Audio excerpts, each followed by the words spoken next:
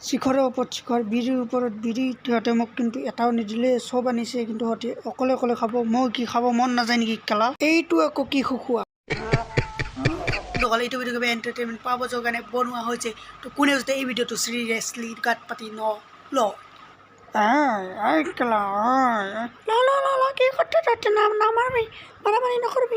নকরবি তুমি নকরবি স্যার এই মোর স্যার তেমন হয়ে গেছি স্যার এই শালা কুত্তা দিব নহয় দিব তোক দিবি ন দে দিব শালা কুত্তা